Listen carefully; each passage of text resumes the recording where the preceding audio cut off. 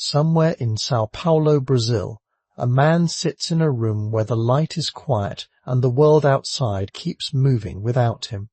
He is 94 years old. He has published more than 150 books. He has been called the most important intellectual alive by the New York Times. He revolutionized how we understand the human mind. He spent 6 decades warning an entire nation that it was being lied to, and he did it with a precision that made his critics furious precisely because they could not prove him wrong. His name is Noam Chomsky, and he cannot speak. In June of 2023, a stroke stole the one thing that had defined him more than any other. His voice. Not merely the physical instrument, the vibrating chords and shaped breath that produce sound. The voice.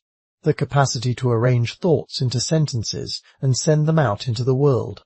The man who proved that language is not something we learn, like riding a bicycle or memorizing multiplication tables, but something hardwired into the biology of every human brain. The man who showed that beneath the surface chaos of the world's 6,000 languages lies a single, shared architecture of the mind. That man now sits largely without words.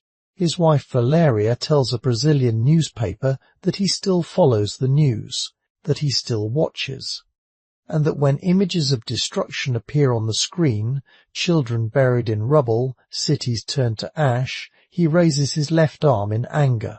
He cannot say the words, but the arm rises. The New York Times once described him as arguably the most important intellectual alive. The librarian who compiled the Arts and Humanities Citation Index found that he was cited more than any other living scholar on earth across multiple academic disciplines. She said it seemed impossible to write a paper without referencing him. He was ranked alongside Marx, Shakespeare, and the Bible as one of the most quoted sources in all of the humanities. He built the theoretical foundations of modern linguistics. He helped trigger the cognitive revolution that transformed psychology, philosophy, and computer science. He co-authored what may be the most important critique of media systems ever written, and yet, for decades, the country he lived in treated him as though he were barely there. He was almost never invited onto network television. His political analysis was dismissed or ignored by the same newspapers whose editorial pages shaped public opinion. The system he spent his life describing, a system that filters information, marginalizes dissent, and manufactures the very consent democracy claims to represent, did exactly what he said it would do. It filtered him out.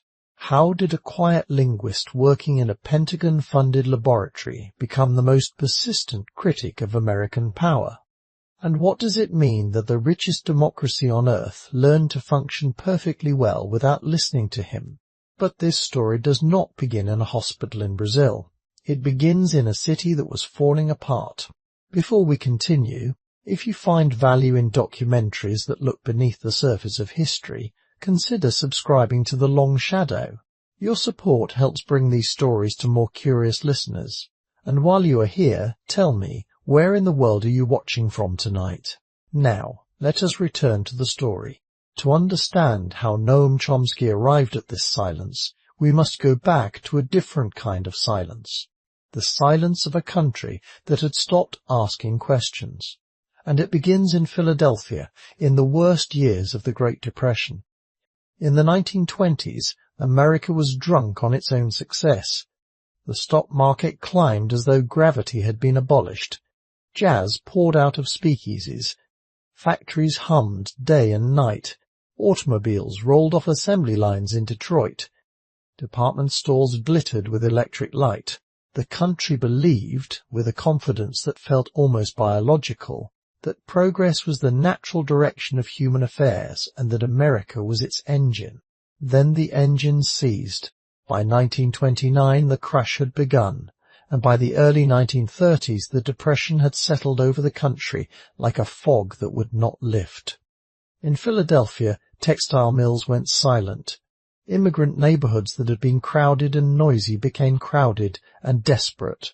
Families who had come from Eastern Europe, from Ireland, from Italy, who had crossed oceans to reach a country they were told rewarded hard work, now watched their savings evaporate and their children go hungry. Unemployment in the city reached staggering levels. Bread lines formed on the same streets where merchants had once competed for customers. This was the world that would produce Noam Chomsky. But before he arrived, it is worth understanding the ideas that dominated the country he was born into, because those ideas are what his life would dismantle. In the 1920s and 30s, the dominant theory of the human mind was behaviorism. Its most famous advocate was B.F. Skinner, a psychologist at Harvard who believed that all behavior, including language, was learned through reinforcement and conditioning. Put a rat in a box. Reward it when it presses a lever. Punish it when it does not. Eventually the rat learns. Skinner believed human beings worked the same way. Children learned to speak because their verbal outputs were reinforced by their environment. Correct sounds produced rewards. Incorrect sounds were ignored or corrected. Over time, through conditioning, the child acquired language. The mind, at birth, was a blank slate. Experience wrote upon it. There was nothing underneath. In philosophy, a school called logical positivism insisted that the only meaningful statements were those that could be verified through direct observation. If you could not point to it, measure it, or test it, it was not a legitimate subject of inquiry. In linguistics, the dominant approach was structural. Scholars catalogued the sounds and patterns of different languages, classified them, arranged them into taxonomies. They recorded vowels and consonants, identified morphemes, and mapped distributions. The question of why language had the structure it did, why every known language obeyed certain rules and violated others, was not considered worth asking. The catalogue was enough. And in politics, a new idea was taking shape about democracy itself. In 1922, a journalist and commentator named Walter Lippmann published a book called Public Opinion. In it he argued something that would echo through the rest of the century. Ordinary citizens, Lippmann wrote, cannot be trusted to govern themselves. The world is too complex, the information too abundant, the public too easily manipulated by emotion and prejudice. Democracy requires what Lippmann called the manufacture of consent. A responsible elite, trained in analysis and governance, must guide public opinion, must shape what people believe so that they believe the right things. It was not propaganda, Lippmann insisted. It was management. It was necessary. It was how democracy actually worked. This was the America of the 1920s and 30s, a country that believed the mind was a blank slate, that language was nothing more than a conditioned habit, and that democracy worked best when ordinary people were gently told what to think. Into this world, a child was born who would challenge every single one of those assumptions. Avram Noam Chomsky was born on the 7th of December 1928 in Philadelphia, Pennsylvania. His parents had arrived in America from different corners of the collapsing Russian Empire. His father, William Chomsky, came from a city in Ukraine. His mother, Elsie Simonovsky, from Belarus. They were Ashkenazi Jews, part of the vast wave of Eastern European immigration that reshaped American cities in the early 20th century. And they were, in the way that mattered most for the child they were raising, readers. William Chomsky was not merely literate. He was a scholar of Hebrew, one of the leading authorities in the country on the history and structure of the language. He taught at Gratz College in Philadelphia, where he eventually became president of the faculty. His most significant work was a study of medieval Hebrew grammar, a dense and meticulous book that traced how the language had evolved through centuries of use, migration, and religious practice. It was the kind of scholarship that required patience, rigor, and an instinct for patterns buried beneath the surface of things. his son would inherit all three qualities, and redirect them toward a revolution the father could not have anticipated. The household in the East Oak Lane neighborhood of Philadelphia was bookish, argumentative, and politically aware. Noam and his younger brother David, born 5 years later, grew up surrounded by discussion. The family identified as Roosevelt Democrats, center-left by the standards of the era, and they were deeply engaged with Zionist politics, particularly the writings of Ahad Ha'am, who advocated for a cultural rather than political form of Jewish nationalism. Hebrew was not just a subject of study in the Chomsky home. It was a living concern. The boys attended Hebrew school at Gratz College, where their father taught. They debated at the dinner table. They read. Noam was intensely competitive. He argued with a ferocity that unsettled adults. His brother David was the easygoing one. Noam was not. He pushed back. He questioned. He demanded explanations and was unsatisfied with answers that relied on authority rather than evidence. His parents' friends noticed it. His teachers noticed it. The boy who would one day challenge the most powerful institutions in the world was already practicing on everyone within reach. But what shaked him most was not inside the house. It was what he saw when he walked outside.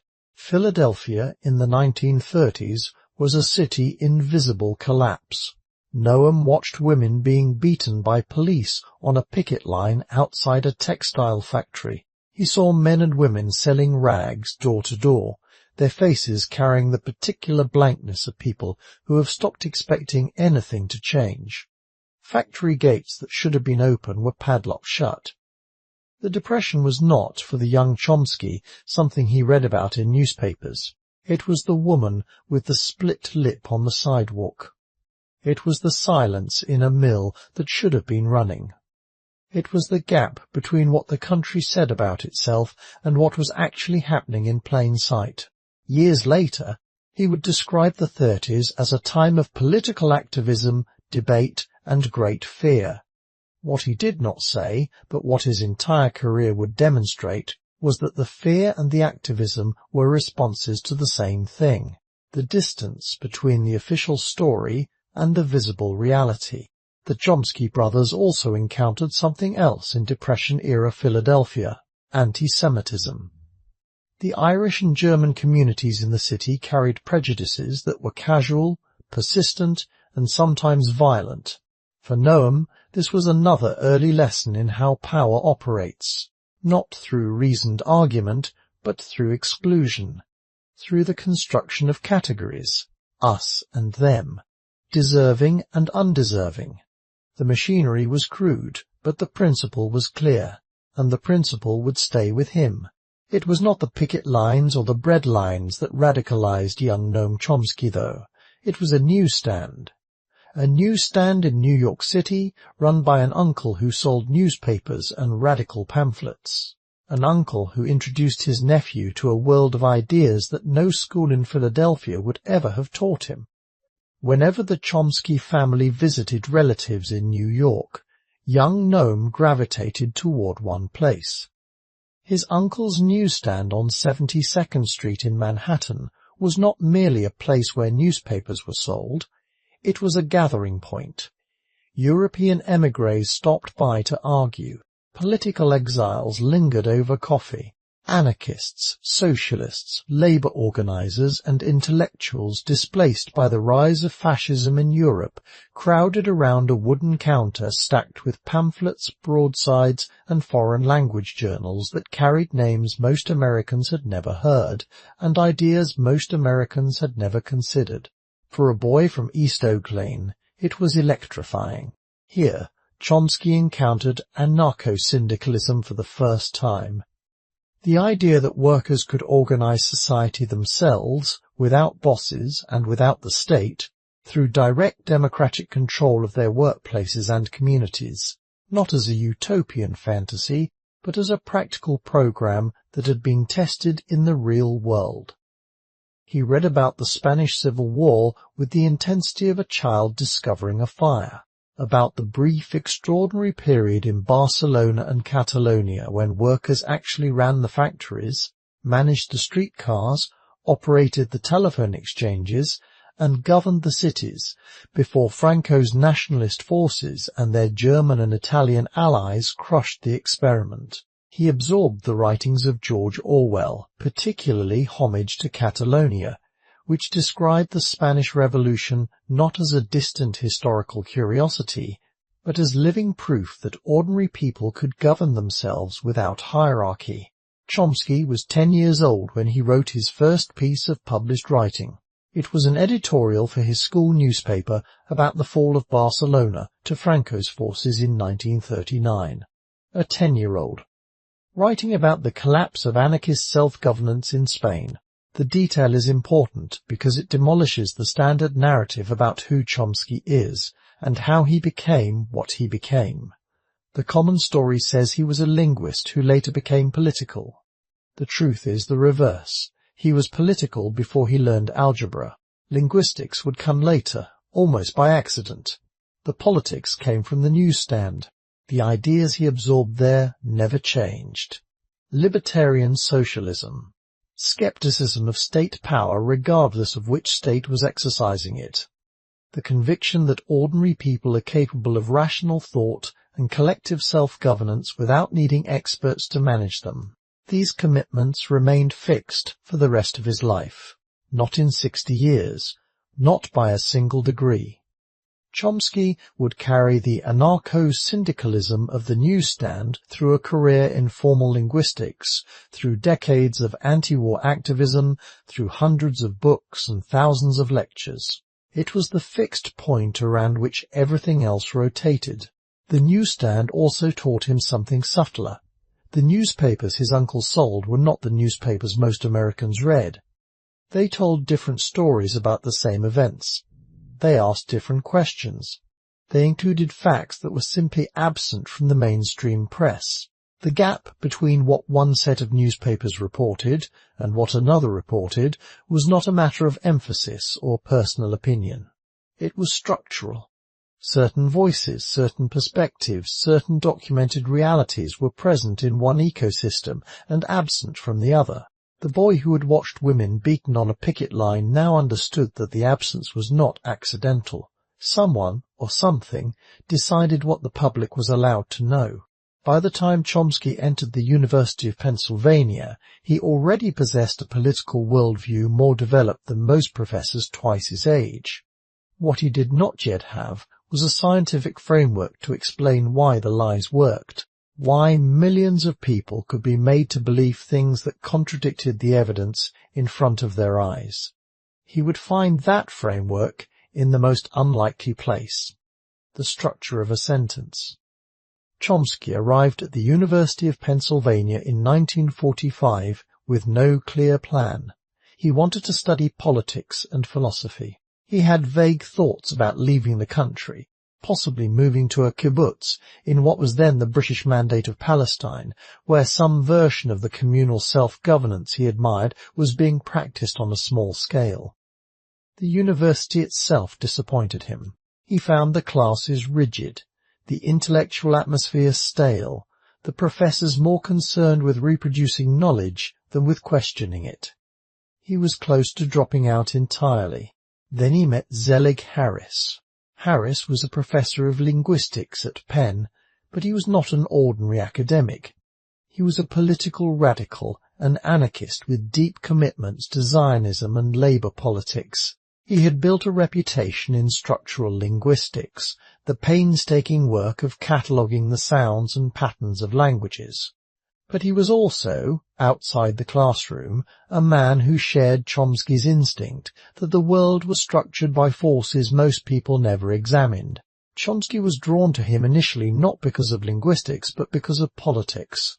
They shared the same convictions, the same suspicion of power, the same belief that ordinary people deserved better than what they were getting. Harris invited his young student into the world of formal language analysis, and Chomsky, almost by accident, discovered that he had an extraordinary aptitude for it. The formal structure of language, the rules that governed how words combined into phrases and phrases into sentences, engaged something in his mind that politics alone did not. It was precise. It was testable. It was a domain where you could be right or wrong, not merely persuasive or unpersuasive. Under Harris, Chomsky studied the standard methods of structural linguistics. The field, as it existed in the 1940s, was concerned with classification.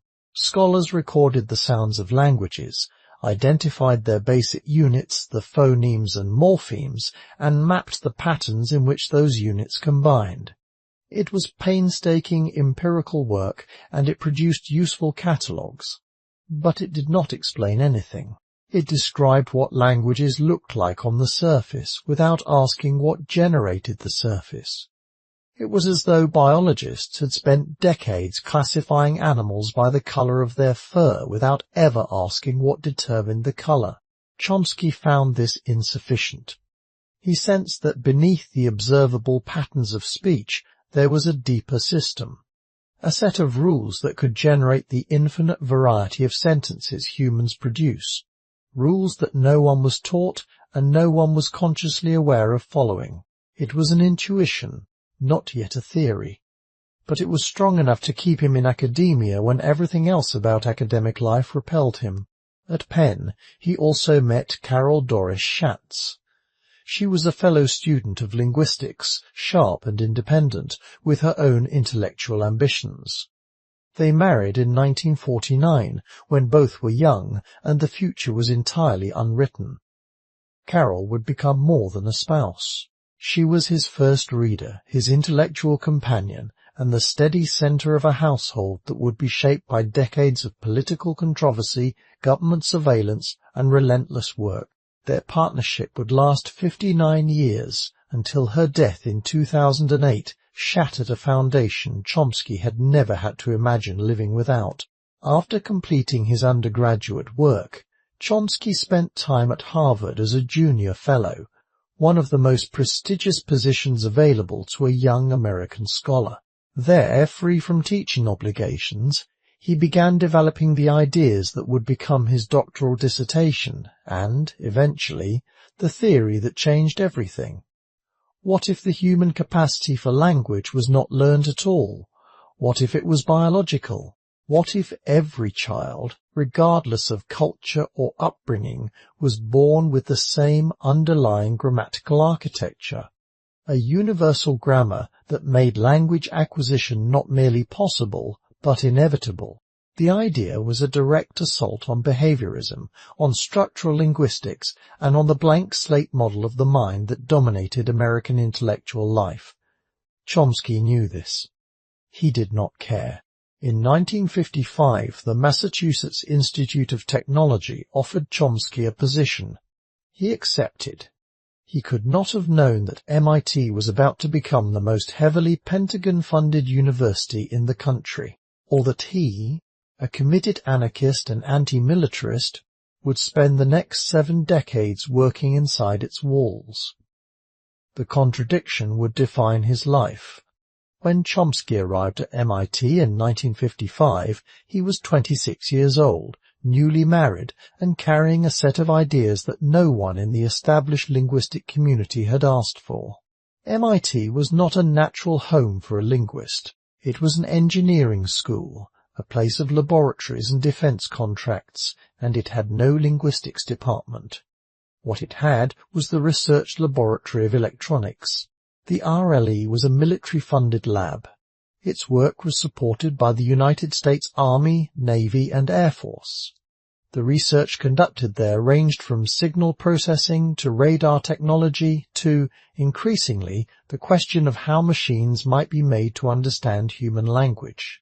Machine translation was the immediate goal. The Pentagon wanted computers that could automatically translate Russian scientific papers and military communications into English. The Cold War made this a matter of national security, and the money followed accordingly. The man who recruited Chomsky to MIT was Jerome Wiesner, the lab's director. Wiesner was a physicist who would later become science advisor to President Kennedy and eventually MIT's president. He saw potential in Chomsky's approach to language, even though the young linguist's theoretical interests had little obvious connection to the practical goals of machine translation. Wiesner understood something that many administrators did not: basic research. The kind that asks fundamental questions without immediate concern for applications often produces the most revolutionary practical results. The question of how language works at its deepest level might not translate directly into a translation machine, but it might reveal principles that could. Chomsky was hired into this environment. His early publications carried acknowledgments to the branches of the military that funded his lab. MIT at this time was approximately 90% Pentagon funded. Chomsky later described his situation with characteristic bluntness. He said he was in a military lab, and that if you looked at his early publications, they all mentioned the Air Force, the Navy, or some other branch of the defense establishment. The paradox is difficult to overstate. A lifelong anarchist, a man whose political convictions placed him in direct opposition to the American military establishment, working in a laboratory built and financed by that establishment. The Pentagon's interest in his field was not abstract. A former Air Force colonel named Edmund Gaines would later state explicitly that the military had sponsored linguistic research in order to learn how to build command and control systems that could understand English queries directly. From 1963, Chomsky himself worked as a consultant to the Mitra Corporation, a military research institute set up by the Air Force. Documents from the period describe a project to establish natural language as an operational language for command and control. Chomsky has always maintained that the Pentagon showed no practical interest in his actual theoretical work, that academic freedom at MIT was genuine, that no one ever told him what to research or how to think. The military's command and control project, he pointed out, was a complete failure.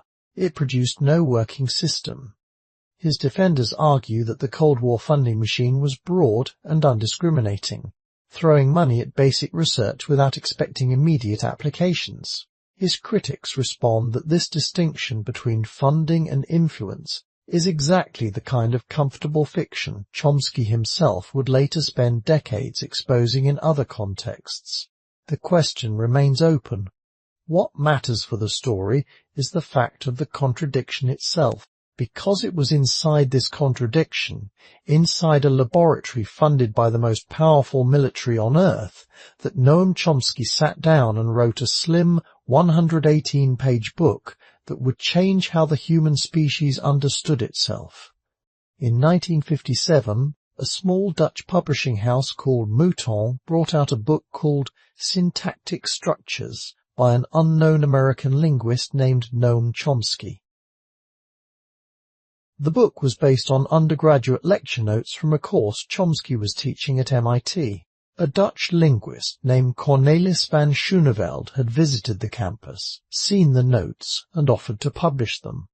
Chomsky himself later described the book as a sketchy and informal outline. It had no grand rhetorical ambitions, no sweeping philosophical claims in its opening pages. It was, in appearance, a technical monograph about the formal properties of grammar. 118 pages. No fanfare. It detonated like a bomb. The argument at the center of syntactic structures was this: language is not a collection of habits learned through repetition and reinforcement, as the behaviorists claimed. It is generated by a finite set of rules that can produce an infinite number of sentences. This simple observation carried consequences that extended far beyond the study of grammar.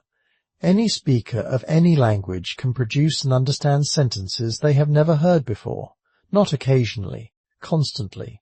Every conversation involves the production and comprehension of sentences that have never existed before in the history of the species. A child of 3 can say something that no human being has ever uttered, and any other speaker of that language will understand it instantly. This is not possible if language is merely imitation.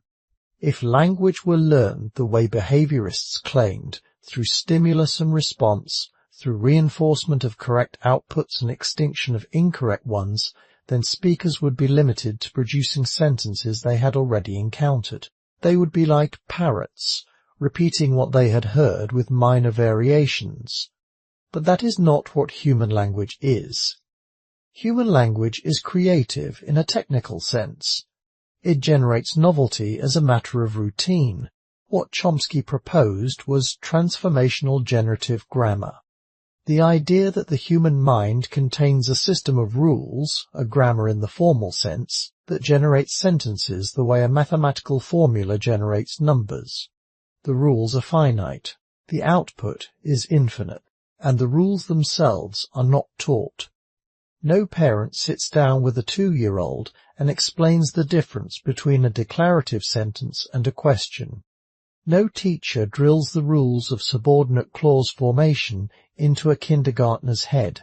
Children acquire these structures spontaneously, rapidly, and universally, regardless of the language they are exposed to, and regardless of the quality or quantity of the speech they hear.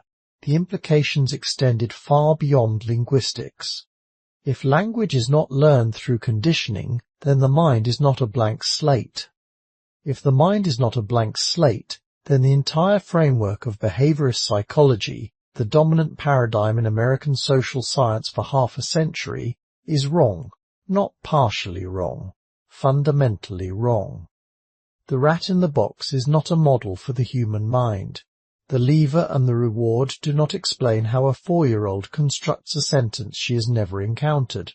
Chomsky introduced the concept of deep structure versus surface structure. Two sentences that look completely different on the surface may share the same underlying grammatical organization. Two sentences that look similar may derive from entirely different deep structures. The difference between John is easy to please and John is eager to please is invisible on the surface. Both follow the same pattern, but the deep structures are radically different. In one, John is the person being pleased. In the other, John is the person doing the pleasing. The grammar reveals what the surface conceals. This distinction between what appears on the surface and what generates the surface was not merely a linguistic insight, it was a way of thinking, and it would prove to be the thread connecting Chomsky's science and his politics, though it would take decades for that connection to become fully visible. Syntactic structures was later voted the most influential work of cognitive science of the 20th century. It appeared on lists of the most important non-fiction books ever written. It did not merely advance a field, it redrew the boundaries of what the study of language was supposed to be about. But the full force of the revolution was still building. It would arrive 2 years later, in the form of a book review so devastating that an entire school of psychology would never recover from it. In 1959, the journal Language published a review by Noam Chomsky of B.F. Skinner's book Verbal Behavior. It is, by any reasonable measure, one of the most consequential book reviews ever written, not just in linguistics. In the history of ideas, Skinner was not a minor figure. He was the most famous psychologist in the United States, perhaps in the world. His theory of operant conditioning had reshaped how America understood learning, education, child development, and human behavior itself. His influence extended into classrooms, prisons, hospitals, and government policy. Entire departments were organized around his framework. Funding streams depended on it. Careers were built on its assumptions. Verbal Behavior was supposed to be his masterwork on language.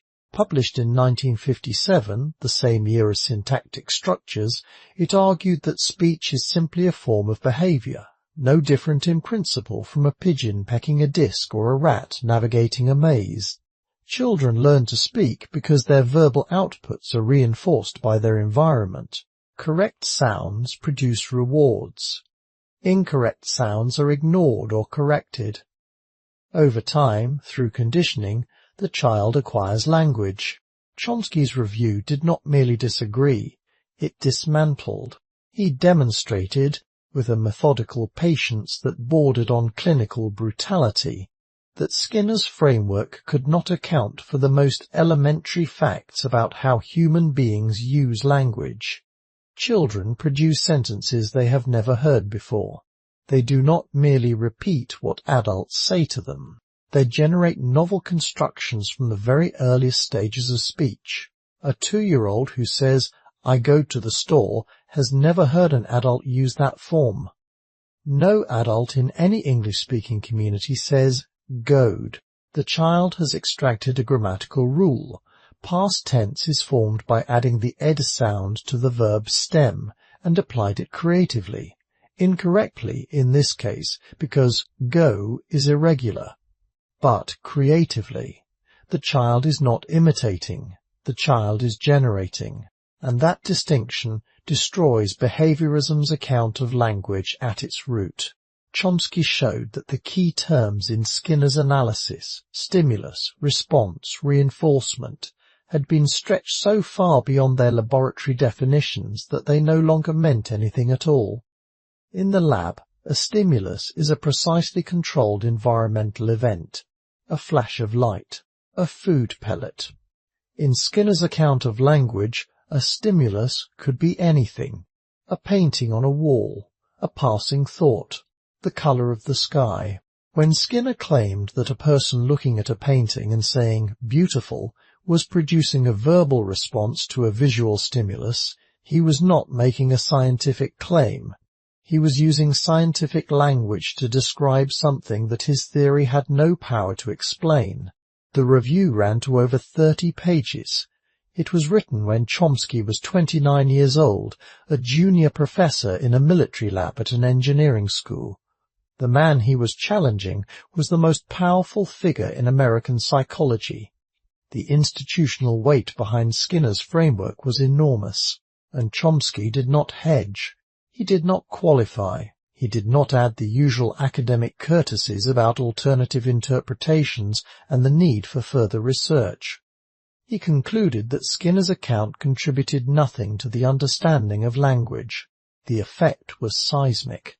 Historians of science now identify the Skinner review, together with syntactic structures, as two of the key events that triggered what is called the cognitive revolution, the shift away from behaviorism and toward the study of the mind as a computational, rule-governed system. George Miller, the psychologist whose own work on cognitive limits had helped open the door, later said that Chomsky's review was the dynamite that destroyed the dam. Behaviorists had placed in the way of free-flowing scientific inquiry. The rat left the box. The mind came in. Chomsky had not merely changed a field. He had helped ignite a transformation in how science understood what it means to be human. By the early 1960s, he was being recognized as one of the most important intellectuals of his generation. But that recognition came from the world of science. The world of politics had not yet heard from Noam Chomsky. That was about to change, and the catalyst would be 10,000 miles away in a country most Americans could not find on a map. The theory that Chomsky continued to develop through the 1960s was more ambitious than anything syntactic structures had proposed. It was called universal grammar, and its claim was breathtaking in scope. Every human being on Earth, regardless of where they are born, what culture they grow up in, or what language they are exposed to, is born with the same underlying linguistic architecture built into their brain. The evidence was deceptively simple. Children everywhere acquire language on roughly the same developmental timeline. A child raised in Tokyo and a child raised in rural Peru will both begin babbling at around 6 months, produce their first words near 12 months, and construct complex sentences by the age of 3 or 4. They do this despite hearing vastly different languages, despite receiving no formal instruction, and despite the fact that the speech they're exposed to is fragmentary, full of false starts, incomplete sentences, and errors. Parents do not speak in clean, well-formed sentences. They speak the way people speak, messily, distractedly, interrupted by phone calls and other children and the demands of daily life. Chomsky called this the poverty of the stimulus. The language children hear is far too limited and imperfect to explain the grammatical knowledge they acquire. A child somehow learns not only what is grammatical in their language, but also what is not, even though no one explicitly tells them what the ungrammatical forms are. No parent says, by the way, you cannot put an adjective after the noun in English the way they do in French. The child learns this without instruction, without correction, without explicit information about the rules being followed. The only explanation, Chomsky argued, is that the child brings something to the table, a set of innate principles that constrain the range of possible grammars, that allow the mind to organize the chaotic input of everyday speech into a structured system. Universal grammar is not a grammar of any particular language. It is the framework of constraints and principles that makes all human languages possible. The differences between Japanese and English, between Swahili and Finnish, are real and significant, but they are variations on a shared theme. The deep grammar is shared. The surface grammar varies. The implications reached into fields Chomsky never explicitly claimed as his own. In computer science, his formal classification of grammars, known as the Chomsky hierarchy, became fundamental to the design of programming languages and the theory of computation. The hierarchy distinguishes between different types of formal grammars based on their generative power, from simple finite state grammars to unrestricted grammars capable of generating any computable language. It turned out that this classification applied not only to human language, but to the abstract languages used to instruct machines. Compiler design, parsing algorithms, the formal theory of automata. All of it drew on Chomsky's framework. The man working in a Pentagon-funded lab had produced a theoretical scaffolding that would help build the digital world.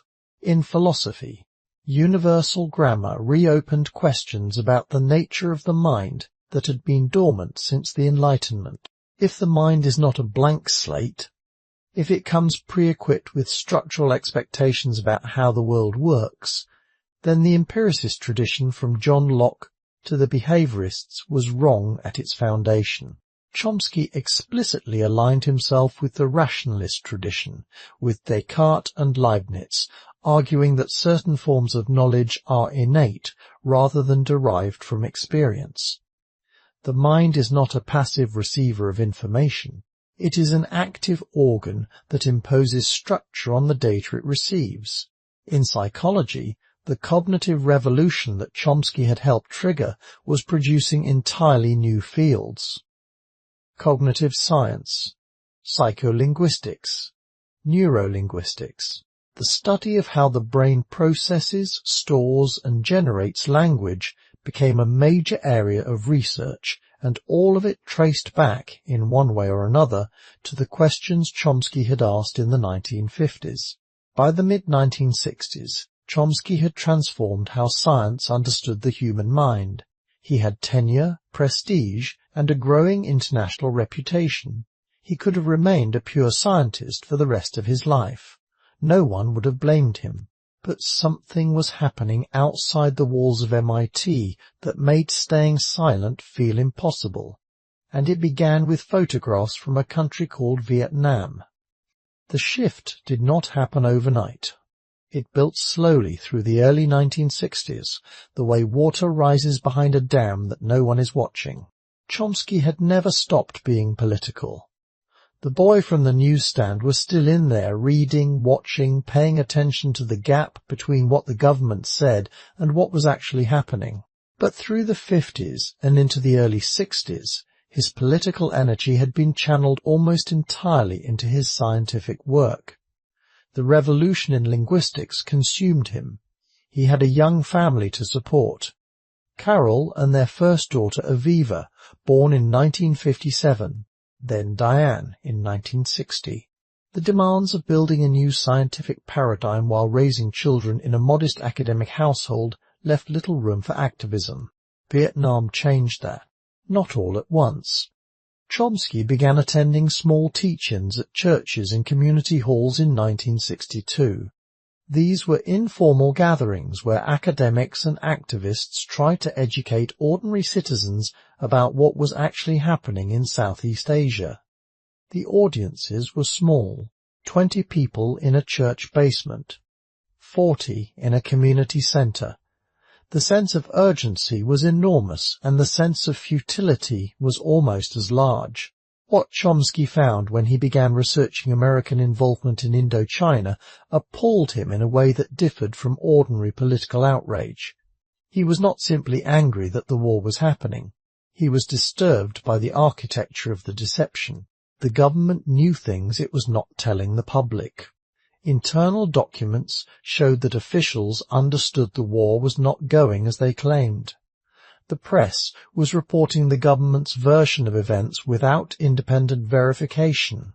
The academic experts who advised the president, many of them from universities like MIT and Harvard, were providing intellectual cover for policies they privately doubted. There was a pattern here. A system.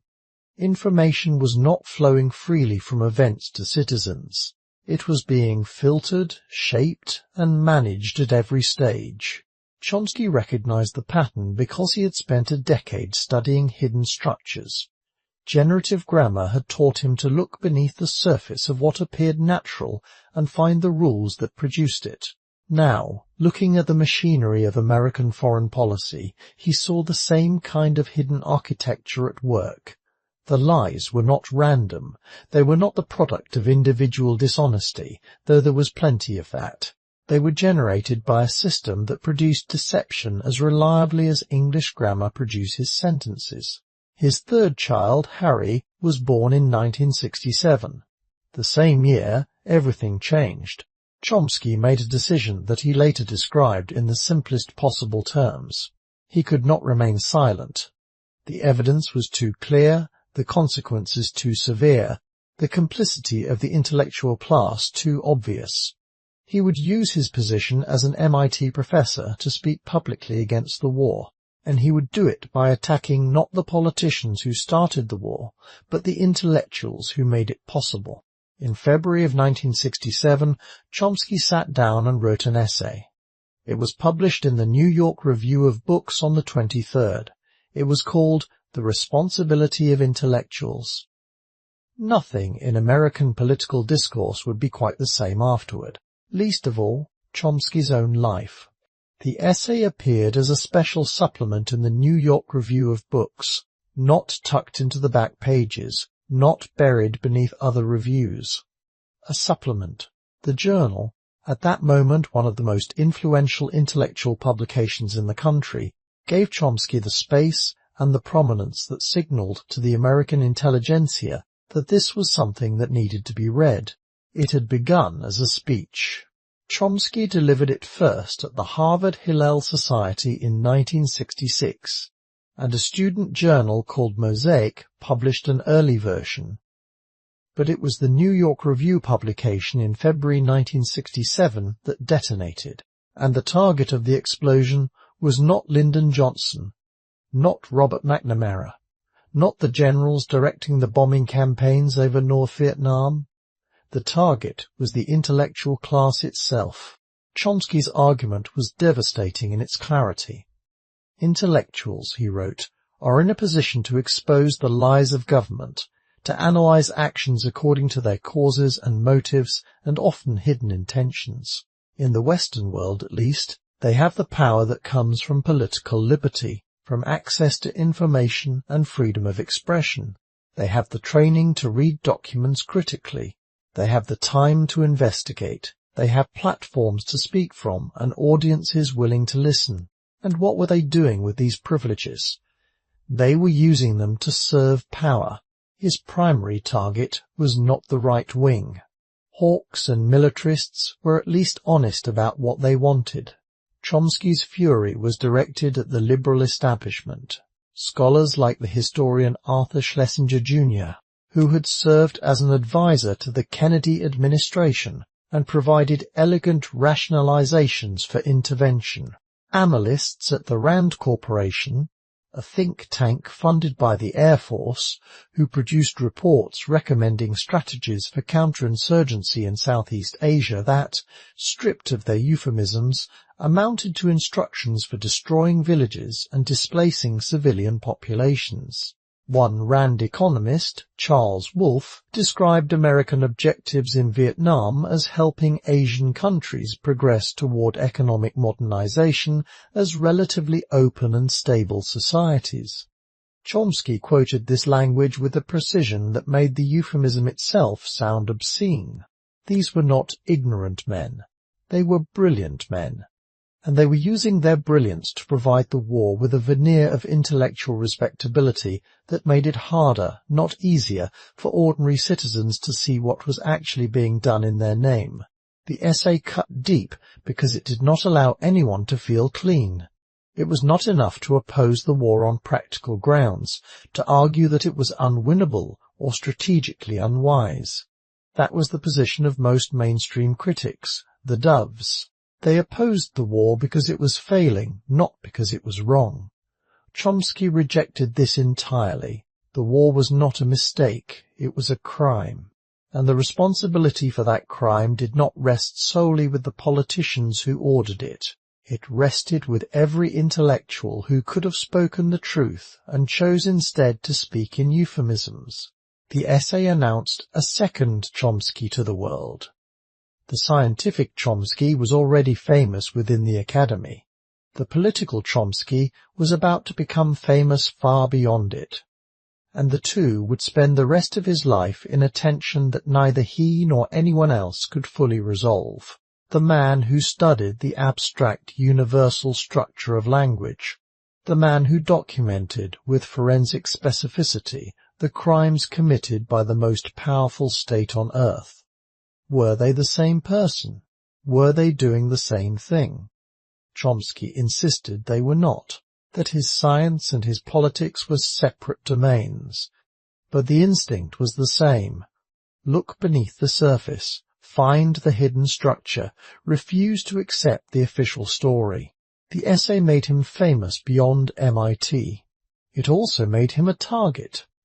Within months he would be arrested at the Pentagon, jailed alongside the novelist Norman Mailer, and placed under surveillance by the federal government. The quiet linguist had declared war on the American intellectual establishment. The establishment was about to respond. On the 21st of October 1967, tens of thousands of demonstrators marched on the Pentagon in Arlington, Virginia. It was one of the largest anti-war protests in American history to that point. A river of people flowing across the Memorial Bridge toward the massive five-sided building that housed the Department of Defense. Among the crowd was a 38-year-old linguistics professor from MIT who had no talent for sloganeering and no interest in being a figurehead. Chomsky was arrested that day, along with hundreds of others. He spent the night in a federal holding cell. His cellmate, as it happened, was Norman Mailer. The novelist would go on to write about the experience in The Armies of the Night, a book that won the Pulitzer Prize and the National Book Award. Chomsky appeared as a minor character in someone else's narrative of the march. This suited him perfectly. He did not want to be the story. He wanted the story to be the story. What distinguished Chomsky from nearly every other prominent anti-war figure was his method. He did not make emotional appeals. He did not deliver soaring rhetoric from stages or chant slogans through megaphones. He read documents, government reports, diplomatic cables, Pentagon planning papers, congressional testimony, State Department analyses. He read everything in a volume that astonished even his supporters, and then he presented what he found in prose that was dense, specific, and devastating in its accumulation of detail. His political books from this period, American Power and the New Mandarins in 1969, At War with Asia in 1970, For Reasons of State in 1973, were not manifestos. They were prosecutorial briefs, assembled with the same methodical attention to evidence that characterized his linguistic research. He preferred speaking at small gatherings, community centers, church basements, university lecture halls where the audience might number 50 or 70 people. He turned down television appearances. He did not seek the company of famous intellectuals and actively avoided prestigious academic conferences. When he heard that Walt Rostow, one of the principal architects of the Vietnam War, wanted to return to MIT after leaving government, Chomsky did something that baffled his allies. He publicly threatened to protest if Rostow were denied a position at the university. Academic freedom, for Chomsky, was not conditional on agreement. If it meant anything, it meant protecting the rights of people whose views you found repellent. The personal cost accumulated quietly. Chomsky became a tax resister, refusing to pay a portion of his federal taxes in protest of the war.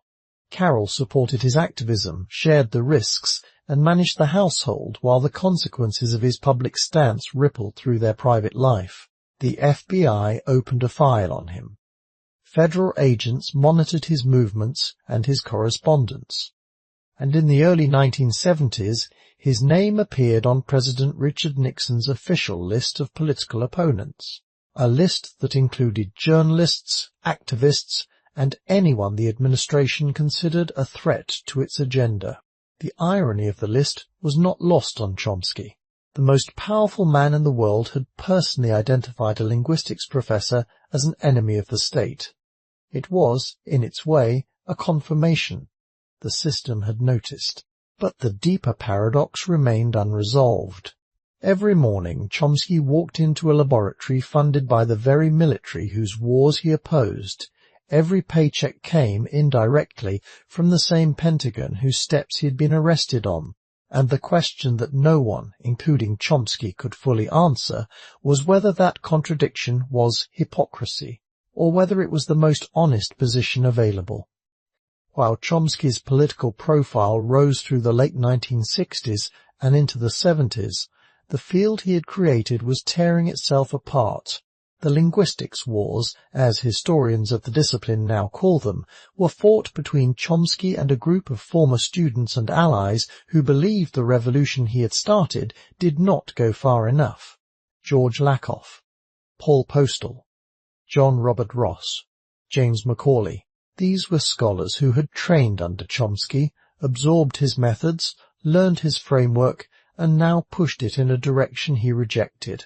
They advocated for what they called generative semantics, a framework that sought to integrate meaning directly into the formal grammar, collapsing the distinction between syntax and semantics that Chomsky insisted on maintaining.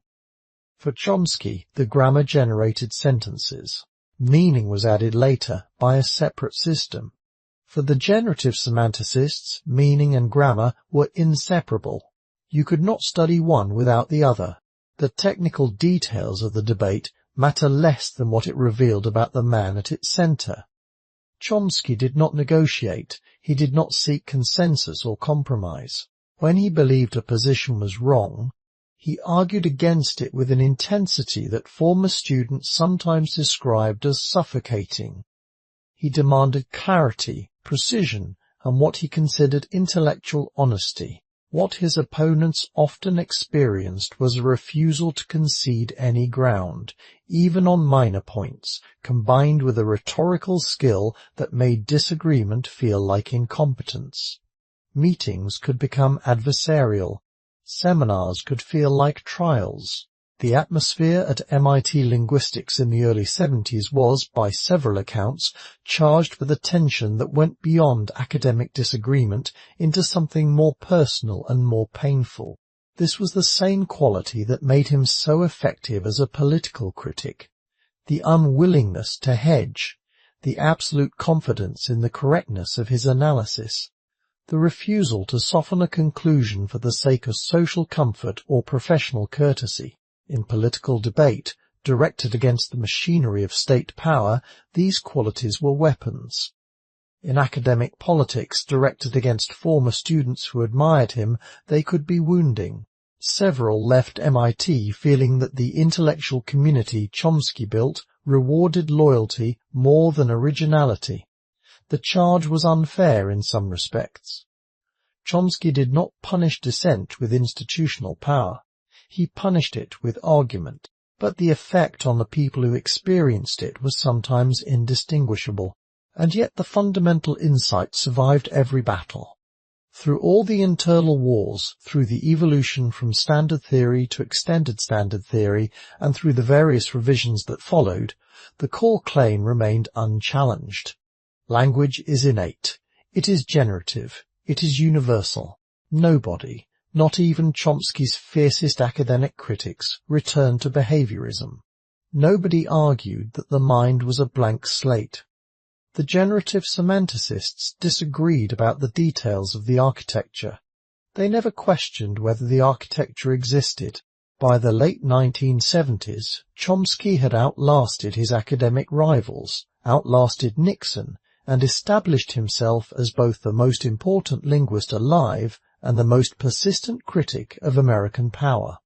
But his next intellectual project would be his most ambitious. He was about to explain, with the precision of a scientific model, exactly how democracy lies to itself. In 1988, Noam Chomsky and Edward S. Herman, a professor of finance at the Wharton School of the University of Pennsylvania, published a book called Manufacturing Consent. The Political Economy of the Mass Media. The title was deliberate. It reached back 66 years to Walter Lippmann's phrase from 1922, the manufacture of consent. Lippmann had used it as a prescription. Democracy, he argued, required the management of public opinion by a responsible elite.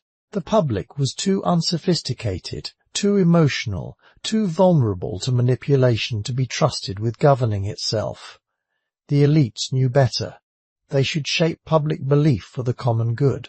Chomsky and Herman took Lippmann's phrase and turned it inside out.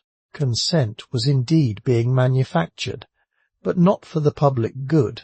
For the preservation of existing power, the book presented what the authors called the propaganda model. It was, in structure and method, remarkably similar to what Chomsky had done in linguistics. Just as generative grammar identified the hidden rules that produce the infinite variety of sentences from a finite set of principles, the propaganda model identified the hidden filters that produce the narrow range of acceptable public opinion from the vast complexity of actual events. The grammar of news, like the grammar of language, operated beneath the surface. And like the grammar of language, it was invisible to the people who used it. There were 5 filters. The first was ownership. The mass media in the United States were not public services. They were large corporations or divisions of even larger conglomerates driven by profit. Their owners had financial interests, political relationships, and class positions that shaped editorial decisions in ways that were structural rather than conspiratorial. No phone call was needed. The interests were built into the institution. The second was advertising. The real customers of commercial media were not readers or viewers. They were advertisers. And advertisers had no interest in funding content that challenged the corporate system their revenues depended on. A newspaper that ran stories threatening to major advertisers risked losing the revenue that kept it in business. The filter operated automatically. The threatening stories simply became less attractive to produce. The third was sourcing. Journalists relied overwhelmingly on official sources, government spokespeople, corporate press offices, accredited experts. These sources were treated as authoritative not because they were reliably truthful, but because they were convenient, always available, always quotable, and they provided the appearance of balance without requiring independent investigation. A journalist who quoted the State Department could not be accused of bias. A journalist who quoted a dissident academic could. The fourth was flack. When journalists or media outlets did produce critical coverage, they faced organized negative responses. Pressure campaigns. letter-writing drives, threats of advertising withdrawal, accusations of ideological bias. Think tanks funded by corporate interests produced reports attacking critical journalism. The cost of deviation was tangible and immediate. The fifth was ideology. In the original edition, this was anti-communism. The Cold War provided a framework of us versus them that constrained the range of permissible debate. After the Cold War ended, the filter adapted. The War on Terror replaced anti-communism. The specific content changed. The structural function remained identical. The genius of the propaganda model was what it did not claim. It did not require conspiracy. No one needed to make phone calls. No editor needed to receive instructions from a corporate board. No journalist needed to be threatened or bribed. The system produced propaganda as a natural consequence of its economic structure. Ownership, advertising, sourcing, flack, and ideology operated the way gravity operates, invisibly, constantly, and without anyone needing to intend the outcome. But the book's most disturbing implication was one the authors did not need to state. If the model was correct, then the model itself would be filtered out. The very system they described would ensure that their description of it never reached the mass audience that most needed to hear it. The propaganda model, applied to its own existence, predicted its own marginalization, and that is exactly what happened. Manufacturing consent did not simply theorize, it prosecuted. The book's most devastating empirical analysis compared two genocides. The first was the Cambodian genocide under the Khmer Rouge, which the United States opposed. The second was the Indonesian invasion and occupation of East Timor, which the United States actively supported with weapons, diplomatic cover, and military training. The Cambodian genocide killed an estimated 1.5 to 2 million people between 1975 and 1979. The East Timor occupation, which began in December 1975 and lasted until 1999, killed approximately 100 to 180,000 people out of a total population of roughly 600,000. Proportionally, the destruction in East Timor was comparable to what happened in Cambodia. In some calculations, it was worse. American media covered the Cambodian genocide extensively. Newspapers ran detailed accounts. Television broadcasts carried footage. Editorials expressed horror and outrage. The Khmer Rouge became a byword for political atrocity, invoked whenever an argument was needed for American intervention or vigilance against communist regimes. East Timor received almost nothing. The New York Times, which had a correspondent in the region, dramatically reduced its coverage of Indonesian affairs precisely as the worst of the violence was occurring. Television networks ignored it. Editorials were silent. The occupation continued for over 2 decades with minimal American public awareness that it was happening at all. The propaganda model explained the discrepancy with structural precision. Cambodia's Khmer Rouge was an enemy of the United States. Its atrocities could be reported freely, even eagerly, because they served the ideological filter. They reinforced the narrative that communist regimes were dangerous, and that American military power was necessary. East Timor's occupation was carried out by Indonesia, an American ally, using American weapons sold with the approval of American officials. Reporting on it would implicate American foreign policy directly. The 5 filters all pointed in the same direction. Silence. Chomsky's personal engagement with East Timor extended over decades. He wrote about it repeatedly, corresponded with journalists and human rights workers, and used every available platform to bring attention to what he described as a near genocide facilitated by his own government. His work eventually contributed to growing international pressure that led to a United Nations supervised independence referendum in 1999. But the intervening 24 years had cost approximately 1/3 of the population. This case also intersected with an earlier controversy that had already damaged Chomsky's standing.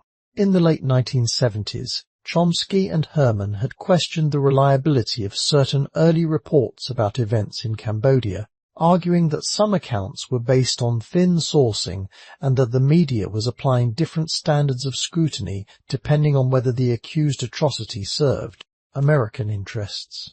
Their argument was about methodology and media bias, about the standard of evidence applied to claims that were politically convenient versus claims that were not.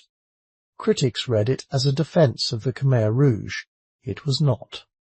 Chomsky never denied that mass atrocities occurred in Cambodia. He questioned the sourcing and the double standard, but the distinction between scrutinizing evidence and minimizing atrocity is a narrow one, and in the public arena, where nuance goes to die, it collapsed entirely. The Cambodia episode gave Chomsky's opponents a weapon they would deploy for decades. This quality, the refusal to exempt anyone from scrutiny, the insistence on applying the same evidentiary standards to allies and enemies alike, led directly to the most damaging controversy of his career. In 1980, something happened that would follow Noam Chomsky for the rest of his life. Robert Faurisson was a French academic who held positions widely characterized as Holocaust denial. He argued that the gas chambers at Auschwitz did not exist as instruments of mass extermination. His views were repugnant by any reasonable standard. They were also, in France, the subject of criminal prosecution under laws restricting certain forms of historical revisionism. Faurisson faced legal sanction not merely for being wrong, but for expressing his wrongness in public. A group of scholars circulated a petition defending Faurisson's right to free speech and to conduct research without criminal penalty. The petition said nothing about the content of his claims. It defended his right to make them. Chomsky signed it. His signature was one among hundreds. But Chomsky went further than most signatories. He wrote a short essay elaborating on the principle of freedom of expression, arguing that it means nothing if it protects only views that are popular or acceptable. The defense of free speech is meaningful only when it extends to speech we find odious. If it does not protect the most despised opinions, then it is not a right at all. It is merely a privilege extended by the powerful to those they find tolerable. What happened next was not what Chomsky intended. Without his knowledge or permission, Faurisson's publisher used Chomsky's essay as the preface to Faurisson's book. The juxtaposition was catastrophic. Chomsky's defense of free speech principles appeared, literally, as the introduction to a text that denied the Holocaust. The physical object, the book itself, placed Chomsky's words before Faurisson's in a sequence that implied endorsement. The backlash in France was severe and permanent. Mainstream French newspapers accused Chomsky of being a Holocaust denier himself. They refused to publish his rebuttals. The sociologist Werner Cohn published a book-length analysis titled Partners in Hate, Noam Chomsky and the Holocaust Deniers. Intellectuals who had respected Chomsky's political work turned against him. His reputation in France, a country with a significant intellectual culture that might otherwise have been receptive to his ideas, never recovered. Chomsky's defense of his position was unwavering. He pointed out that Voltaire's principle demands exactly this kind of uncomfortable defense. He argued that if free speech did not extend to the most despised opinions, then it was not free speech at all, but merely a luxury granted by those in power to those they found acceptable. He noted that he had made no comment whatsoever on the content of Faurisson's claims. He had defended the man's right to express them without being sent to prison. The argument was logically sound. It was also politically disastrous. The distinction between defending a right and endorsing a position is real, but it requires a level of patience and good faith that public controversy does not afford. Most people, encountering the story's second or third hand, saw a famous American intellectual lending his name to a Holocaust denier's book. The surrounding context evaporated. The principle was invisible. What remained was the association. What makes the Foresson affair the turning point of Chomsky's public life is not the controversy itself, but what it crystallized about his character.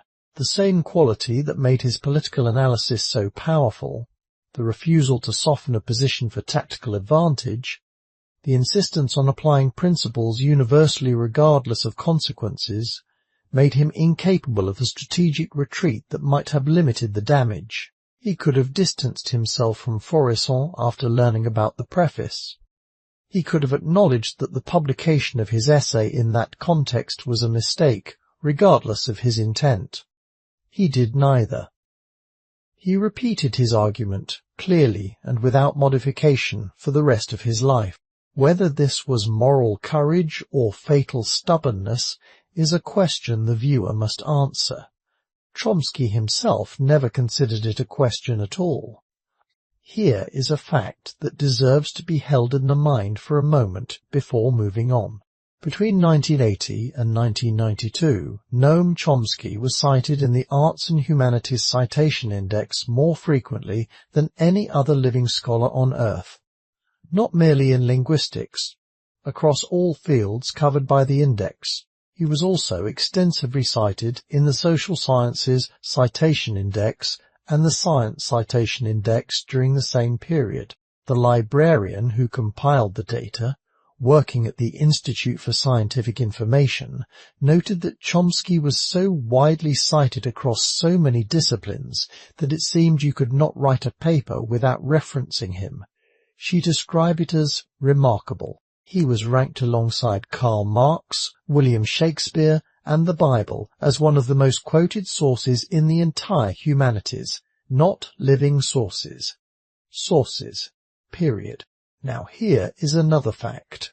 During this same period, Chomsky was almost entirely absent from American mainstream media.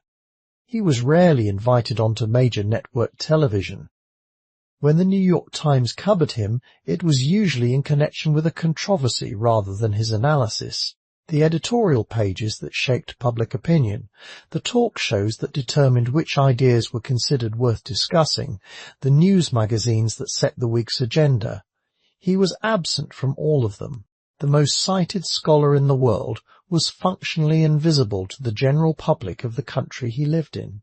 When exceptions occurred, the response was extraordinary. An interview with Bill Moyers on public television generated over 1,000 letters from viewers, one of the largest written reactions in the show's history. An appearance on TV Ontario in Canada produced over 31,000 phone calls, a record for the station that stood for years. When Andrew Marr interviewed Chomsky for the BBC, the producer told colleagues that the audience response was astonishing. He said he had never worked on a program that generated so many letters and calls. The audiences were there. The appetite was real. The curiosity was genuine. And the system filtered him out anyway. This is where the documentary arrives at its central insight. The propaganda model, the 5 filters, the hidden structure of media control that Chomsky and Herman described in Manufacturing Consent. It did not just apply to coverage of Vietnam or East Timor or Central America. It applied to Chomsky himself. The most cited scholar in the world was the most sophisticated proof of his own theory. The system he described, the one that filters inconvenient voices out of public discourse, not through censorship, but through the structural logic of ownership, advertising, sourcing, flack and ideology, did exactly what he said it would do. It absorbed him, it marginalized him, and it moved on. Chomsky never treated his own marginalization as a personal grievance. He treated it as data, additional confirmation that the model worked as described, and he kept doing what he had always done. Writing, lecturing, answering letters from strangers in small towns no famous person would normally visit. showing up at community centers where 50 people had gathered on a Tuesday night to hear a lecture on American foreign policy. The question was no longer whether Chomsky was right. The question was whether being right mattered. While the world debated his politics, Chomsky's scientific work entered its most ambitious phase. In the early 1990s, he introduced a new theoretical framework that he called the minimalist program. It was, in a sense, a return to the deepest questions he had been asking since the 1950s. Not what are the rules of grammar, but what is the absolute minimum machinery the human mind needs to generate language at all? If universal grammar posits that the language faculty is innate, then how simple could that faculty be at its core? What is the smallest, most elegant system that could produce the full complexity of human language? The central proposal was austere in its elegance. Chomsky argued that the core operation underlying all of language might be a single recursive function he called merge. Take two elements, combine them into a set, take that set and combine it with another element, and so on. From this single operation, applied recursively, the entire complexity of human language could, in principle, be derived. Sounds combined into words, words combined into phrases, phrases combined into sentences, sentences combined into discourses. The fundamental operation was always the same. Take two things, make them one, repeat. If merge was all that was needed, then the language faculty was far simpler than anyone had imagined. The surface complexity of language, the vast diversity of the world's grammatical systems, was not a reflection of complex underlying machinery. It was the result of a simple mechanism interacting with other cognitive systems, memory, perception, sensory motor control, in ways that produced the appearance of complexity from a foundation of radical simplicity. The complexity was real. The source of the complexity was minimal. The minimalist program was controversial within linguistics. Critics argued it was too abstract, too removed from the messy reality of actual languages spoken by actual people. Where was the data? Where were the cross-linguistic studies that would test the framework against the 6,000 languages spoken on Earth? Supporters countered that it represented the deepest expression of the rationalist project Chomsky had been pursuing for 40 years, the search for the simplest explanation that accounts for the widest range of phenomena. This was not a retreat from empirical reality. It was an attempt to reach the bedrock beneath it.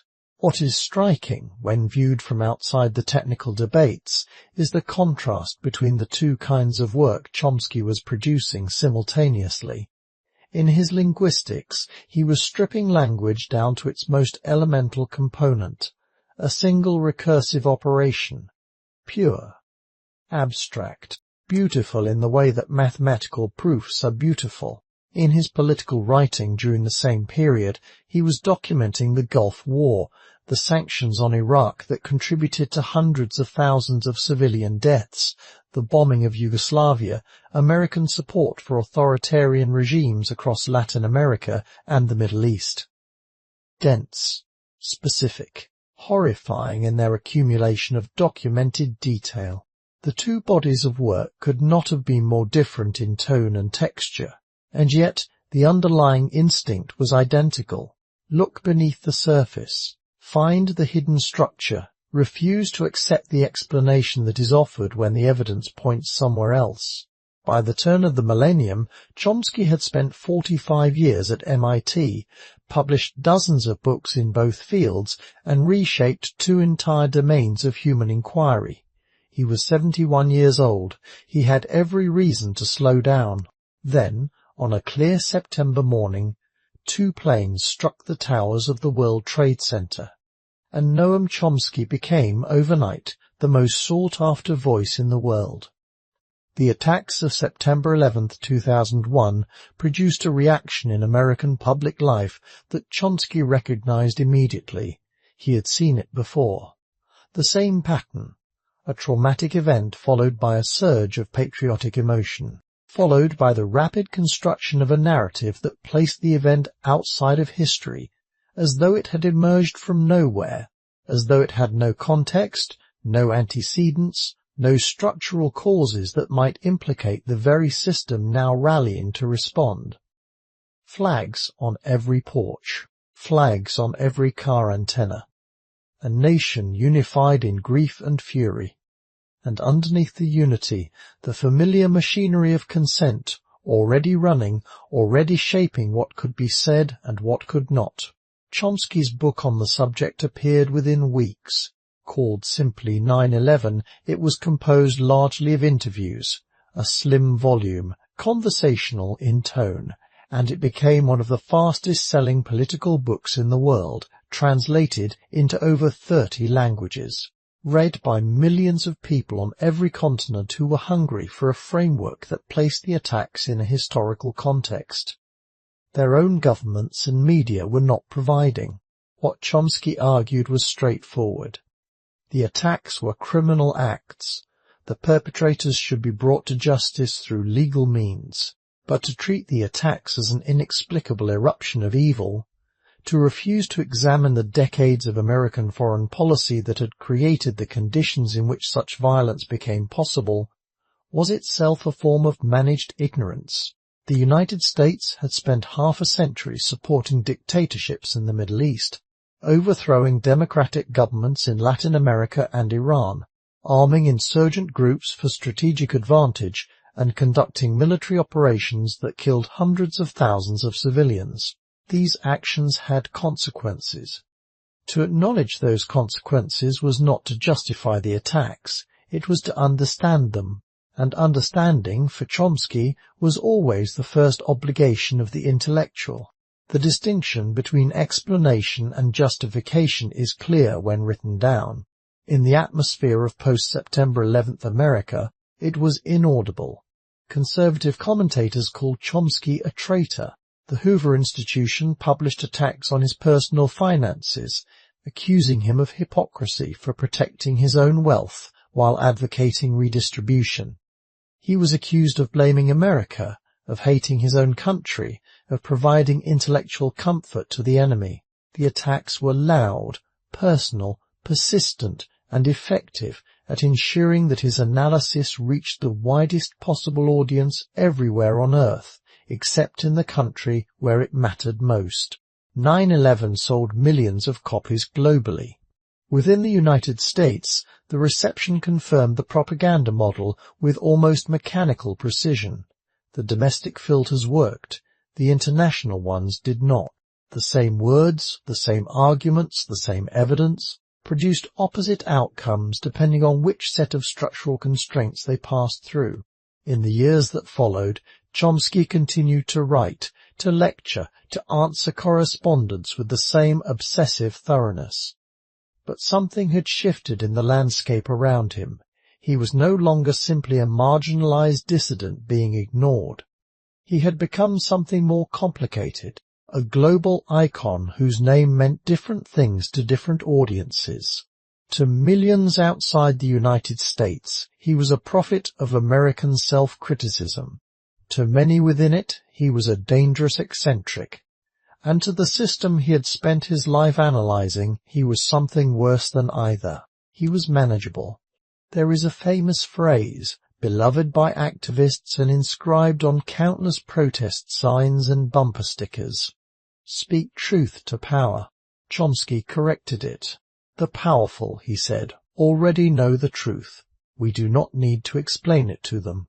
They have teams of analysts, intelligence agencies, policy advisors, and think tanks telling them exactly what is happening and why. The people who need to know the truth are the powerless, the ones who might actually do something with it, the ones who should understand how the systems that govern their lives actually work, so they can organize, resist, and build alternatives. Not truth to power, truth to the powerless. This correction was not rhetorical cleverness. It was the organizing principle of his entire public life. Chomsky did not build his career the way most prominent intellectuals build theirs. He did not cultivate relationships with editors at major newspapers or producers at television networks. He did not appear regularly on talk shows or publish op-eds timed to the news cycle. He did not attend prestigious conferences, including left-oriented ones like the Socialist Scholars Conference. He preferred community centers to cable news studios. He preferred audiences of 50 to audiences of 5 million, not because he was indifferent to reach, but because he believed the reach that mattered was horizontal, person to person, mind to mind, not broadcast from above, but shared across. The scale of his personal correspondence defies easy comprehension. For decades, Chomsky answered virtually every letter and email he received, from students in Indonesia who had read translations of his work, from activists in Colombia working in conditions of physical danger, from teenagers in suburban Ohio who had stumbled across a lecture on YouTube and wanted to understand what they had heard. He responded to all of them, not with form letters or brief acknowledgments, with substantive replies that engaged with the specific questions they had asked, often at length, often at odd hours. The volume was staggering. Some estimates place the total number of responses in the tens of thousands. He waived speaking fees for community organizations. He traveled to small towns that no famous intellectual would normally visit. He gave lectures at union halls and prisons and community colleges. He spent thousands of hours in this mode of engagement, year after year, decade after decade, alongside a full academic career and a publishing output that would have been extraordinary for a person who did nothing else. Carol made this possible. She managed the household. She raised the children. She absorbed the practical consequences of his activism, while he absorbed the intellectual ones. Their partnership was the foundation. Remove it, and the entire structure of his life would have been different, perhaps impossible. For 60 years, Chomsky answered every letter, travelled to every small town, spoke to every student group that asked. He did it while maintaining a research program at the highest level of his field and publishing at a pace that exhausted observers half his age. But in 2008, the foundation that made it all possible was taken from him. Carol Doris Chomsky died on the 20th of December, 2008. She was 78 years old. She and Noam had been married for 59 years. They met as students at the University of Pennsylvania, both drawn to linguistics, both drawn to each other. They married in 1949 when Noam was 20 and Carol was 20. Young enough that the future was entirely abstract. Young enough that 59 years was not a number that either of them would have thought to imagine. Aviva came first in 1957, then Diane in 1960, then Harry in 1967. 3 children. Raised in a household where the telephone rang constantly, where manuscripts covered every surface, where the mail brought letters from strangers in 30 countries, and where the father disappeared periodically to attend protests, give lectures, or spend a night in jail. Carol was a linguist and educator herself, with her own scholarly contributions. She specialized in child language acquisition, the study of how children learn to read and process written language. The connection to her husband's work was direct and natural. He had proven that the capacity for spoken language is innate, hardwired into the human brain. She studied how that innate capacity interfaced with the learned skill of reading, a technology that humans invented only a few thousand years ago, and that therefore cannot be innate in the way spoken language is. They were working on different floors of the same building, but her contribution to Chomsky's life extended beyond scholarship. She was the person who made everything else possible. The political activism, the constant travel, the arrests, the tax resistance, the FBI surveillance. These things happened to both of them. Carol lived under the same risks, absorbed the same anxieties, endured the same hostile phone calls and threatening letters, and did it while ensuring that 3 children grew up in a household that functioned. That was fed. That was loved. When she died, friends and colleagues noticed a change, not a collapse. Chomsky did not collapse. He accelerated. He threw himself into work with an intensity that exceeded even his previous pace, which had already been extraordinary. More books, more lectures, more travel, more letters answered, as though the only way to survive the loss was to never stop moving, as though sitting still would mean sitting with the absence, and the absence was too large to sit with. In 2014, at 85, he married Valeria Wasserman, a Brazilian linguist. They divided their time between MIT, the University of Arizona, where Chomsky accepted a position as Laureate Professor of Linguistics in 2017, and Sao Paulo, where Valeria had family and professional connections. After Carol's death, Chomsky wrote about climate change, income inequality, the erosion of democratic norms, the surveillance state, the rise of authoritarianism. He was in his 80s, then his 90s, still answering letters, still giving lectures, still insisting that the powerful already know the truth and the powerless need to hear it. But there was one truth that even Noam Chomsky could not outrun. By the 2010s, Noam Chomsky had become, despite decades of marginalization, something he would have found deeply uncomfortable to examine too closely. An industry. His books sold in the millions worldwide. Documentaries were made about him.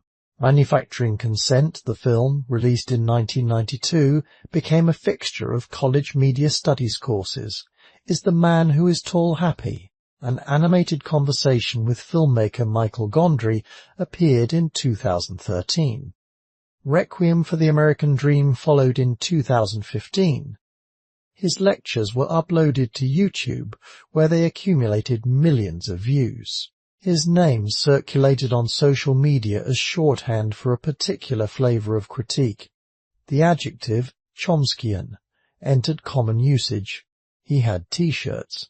He had become, in a sense, a brand. And yet the system he described had not changed. Not in any structural way. The 5 filters still operated. Media ownership consolidated further. In the 1980s, roughly 50 corporations controlled the majority of American news media. By the 2010s, that number had contracted to approximately 6. Advertising revenue continued to drive editorial decisions, migrating from print to digital but maintaining its structural function. Official sources retained their monopoly on credibility. Flak campaigns became more sophisticated, moving from letter writing to social media pylons and coordinated disinformation. The ideological filter shifted from anti-communism to the war on terror, and then to a diffuse anxiety about national security that justified surveillance, militarism, and the progressive restriction of civil liberties. Social media was supposed to break the model. It was supposed to democratize information, bypass the corporate gatekeepers, give everyone a printing press. What it actually did was add new filters. Algorithms replaced editorial boards as the arbiters of attention, but the structural logic was the same. Content that generated engagement, which frequently meant content that generated outrage and confirmed existing beliefs, was amplified. Content that required patience, nuance, and the willingness to sit with discomfort was buried. The propaganda model did not need to be revised. It needed to be extended. The system absorbed Chomsky the way it absorbed everything else. His critique was taught in universities. It was cited in papers. It was discussed in documentaries. And the system continued to operate exactly as he described. The absorption was itself a demonstration of the model's power. A system sophisticated enough to manufacture consent is sophisticated enough to manufacture consent to its own critique. This raises a question that Chomsky's admirers often avoid. What does it mean to be right for 60 years and see nothing change structurally? Is this evidence that his analysis was correct, but his approach insufficient? Or is it evidence that the system is so thoroughly embedded in the architecture of democratic capitalism that no intellectual critique, however precise, can dislodge it from outside? Chomsky himself never expressed despair. When asked about historical progress, he pointed to real changes. The civil rights movement, the feminist movement, the environmental movement, the anti-war movement. These were not products of elite action. They were products of ordinary people organizing, educating each other, and demanding change from below. The system resisted. The system absorbed. But the movements persisted. And over time, some things did change. Not enough. Never enough. But some. By his 90th birthday, Chomsky had outlived nearly every contemporary, every rival, every adversary, every ally from the early days of the anti-war movement. He had not changed his positions. The world had not changed either. And then, in the final years of his active life, two events arrived that tested everything he had built. In a life that spanned nearly a century of principled dissent, the most difficult revelation to absorb came not from an ideological opponent or a government adversary. It came from a question about a social acquaintance. Chomsky acknowledged that he had met Jeffrey Epstein on several occasions. When the Wall Street Journal inquired about these meetings in 2023, Chomsky responded with characteristic directness and no discernible concern for how his words would be received. His first response, he said, was that it was none of their business, or anyone's. His second was that he knew Epstein and they met occasionally. The response was, in its tone, pure Chomsky, unmodulated, unapologetic, allergic to the performative distancing that public figures typically reach for when accused of proximity to scandal. It was also, in the context of what was publicly known about Jeffrey Epstein by 2023, stunningly insufficient as a public statement.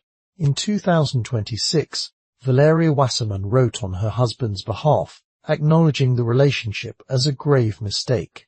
She described Epstein as someone who had presented as a helpful friend, but led a hidden life of criminal, inhumane and perverted acts. She said it was deeply disturbing for both of them to realize the nature of the person they had engaged with. Two financial transactions between the Chomskys and Epstein were reported by The Guardian and the Jerusalem Post to be related to retirement income planning. The facts, as established through reporting, are limited. There is no evidence that Chomsky knew of or participated in Epstein's crimes. The meetings appear to have been social and financial in nature, but the association itself carries a weight that no amount of context can entirely neutralize. The irony requires no narration. The man who spent his life warning about hidden structures of power, about the way elites protect each other through networks of mutual access and shared interest, about the systems of complicity that operate beneath the surface of respectable society. That man failed to see, or chose not to examine, what was hidden in a person he met with socially. Whether this represents a failure of principle, a failure of attention, or simply the ordinary human capacity for compartmentalization is something the documentary cannot resolve. The facts are stated. The viewer must weigh them. What the episode demonstrated, with a clarity that Chomsky's own political analysis would recognize, is that moral authority is fragile. It is built over decades of consistent work and can be damaged in a single news cycle. The system does not need to refute an argument if it can discredit the person making it. This, too, is a kind of filter. The Epstein controversy arrived in the final years of Chomsky's public life, years in which his body was beginning to fail even as his mind remained relentless. But the cruelest irony was still to come, and it would strike at the very foundation of everything Noam Chomsky had built. In June of 2023, at 94 years of age, Noam Chomsky suffered a massive stroke. The damage was severe. The stroke impaired his ability to speak. The man who had published more words than almost any intellectual in modern history, who had answered tens of thousands of letters in longhand and then in email, who had lectured in dozens of countries on 5 continents, who had argued with presidents and professors and prison inmates and teenagers, with equal intensity and equal seriousness, was rendered largely without words. He was hospitalized in Sao Paulo, Brazil, where he and Valeria had maintained a residence since 2015. The news filtered out slowly at first. Then, in June of 2024, it erupted. Multiple media outlets reported that Chomsky had died. The New Statesman published an essay by Yanis Varoufakis that read as an obituary. Jacobin ran a memorial piece. Brazilian outlets announced his passing in headlines.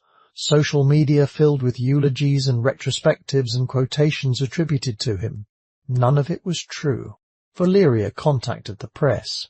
"No, it is false," she wrote in an email to the Associated Press. "He is well." He was not dead, but he was diminished in a way that carried a specific cruelty for a man whose entire life was defined by language. He could follow the news. He could react. He could recognize faces and understand speech. Valeria told a Brazilian newspaper that when images of devastation appeared on the television, children buried in rubble, cities reduced to dust, Noam still raised his left arm in anger. The words would not come. But the arm rose. During his hospitalization, Brazilian President Lula da Silva came to visit. He held Chomsky's hand. They made deep eye contact.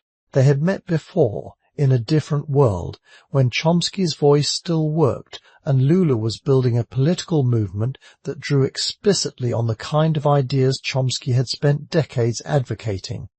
Lula told him, "You are one of the most influential people in my life." He mentioned that the only other writer who had shaped him as much was the British historian Eric Hobsbawm.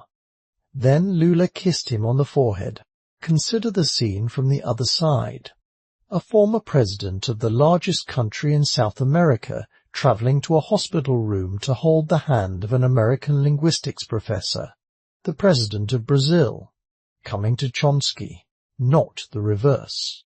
In the United States, such a visit from a sitting or former president would have been unthinkable. Chomsky had spent his entire career being treated by the American political establishment as somewhere between irrelevant and dangerous. In the rest of the world, he was received as one of the essential voices of the century. The false death reports carried their own bitter comedy. Wikipedia added a disclaimer to Chomsky's page.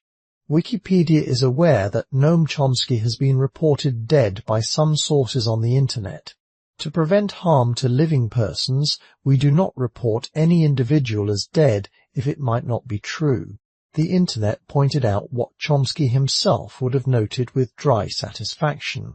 The man who wrote books about the importance of verifying information had his death announced by outlets that did not verify theirs. He is not dead. He is alive in Sao Paulo, largely without language. The man who proved that language is the biological endowment of every human being on earth has lost access to his own. He cannot speak the words, but the arm still rises. The body remembers what the voice can no longer say. With Chomsky silenced, a question crystallizes that his entire life was building toward. Did it work? The propaganda model has been tested, validated, extended and applied by independent scholars across multiple countries and media systems. The 5 filters are taught in university courses on every inhabited continent. Manufacturing consent is considered a foundational text in media studies, communication theory, and political science. The concept of manufactured consent has entered the general vocabulary of educated discourse. People who have never read the book know the phrase. Universal grammar, despite ongoing and sometimes fierce academic debate about its specific architecture, remains the dominant framework in theoretical linguistics. The Chomsky hierarchy is taught in every computer science program on Earth. The cognitive revolution Chomsky helped trigger produced entire fields that did not exist before him. Cognitive science, computational linguistics, psycholinguistics, neurolinguistics, the formal theory of automata, compiler design. His intellectual legacy is, by any objective measure, one of the most far-reaching of the 20th century. And yet, the systems of manufactured consent have not weakened. They have adapted. Social media did not disrupt the propaganda model. It added new filters and accelerated old ones. Algorithms replaced editorial boards as the gatekeepers of attention, but the structural logic remained identical. Content that reinforced existing power structures and generated profitable engagement was amplified. Content that challenged those structures was buried, not through censorship, but through the invisible operations of engagement metrics, advertising incentives, and platform design. The fifth filter, ideology, proved infinitely flexible. Anti-communism gave way to the war on terror, which gave way to the diffuse anxiety about disinformation that now justifies new forms of information control. Media ownership consolidated beyond anything Chomsky and Herman described in 1988. 6 corporations controlling the majority of what Americans see, hear, and read. The revolving door between government, media, and corporate power spun faster with each passing decade. The sourcing filter tightened as journalism budgets shrank and newsrooms relied ever more heavily on press releases and official statements. Chomsky's work was absorbed into the system it described, taught in universities, cited in papers, discussed in documentaries exactly like this one, and the system continued to operate exactly as he described. The absorption was not a failure of the analysis, it was its most disturbing confirmation. A system sophisticated enough to manufacture consent is sophisticated enough to manufacture consent to its own critique, to cite the critique in classrooms, to nod at it in seminars, and then to continue, undisturbed. Chomsky once observed that if the Nuremberg principles were applied consistently, then every post-war American president would have been hanged. The statement was not hyperbole. It was a precise observation about the selective application of international law, and the fact that it could be stated, published, translated into dozens of languages, and widely read without producing any consequence whatsoever was, for Chomsky, not a sign of free speech. It was a sign that the system had learned to tolerate truth because it had made truth structurally irrelevant. A truth that can be spoken, cited, and filed away while the world continues unchanged is a truth that has been managed. There is one final connection to draw, one thread that has been running beneath the surface of this entire story, waiting to be named. Universal grammar argues that beneath the surface diversity of the world's languages lies a shared cognitive architecture. Every human being on Earth, regardless of birthplace, culture, education, or social position, is born with the same fundamental capacity for language. The differences between Japanese and Swahili, between Finnish and Tagalog, between the English of a Harvard professor and the English of a factory worker in Michigan are real and meaningful at the surface. But they are variations on a universal structure. The deep grammar is shared. The capacity is equal. The political implication of this scientific claim is immense. And Chomsky, despite insisting that his linguistics and his politics were separate, lived his life as though they were not. If all human minds share the same innate architecture, then the hierarchies that organize human societies are not natural. They are constructed. The claim that some people are smarter, that some populations are more capable of self-governance, that expertise should be deferred to, and ordinary citizens should accept the management of their beliefs by a responsible elite. These claims are not supported by the biology of the mind as Chomsky understood it. They are supported only by the structures of power that benefit from them. This is why Chomsky insisted on speaking truth to the powerless rather than to the powerful, not because the powerful were beyond reach, but because his science told him the powerless could understand the truth exactly as well as anyone else. The capacity for rational thought, for critical analysis, for understanding complex systems, is not the property of experts, elites, or credentialed intellectuals with degrees from prestigious universities.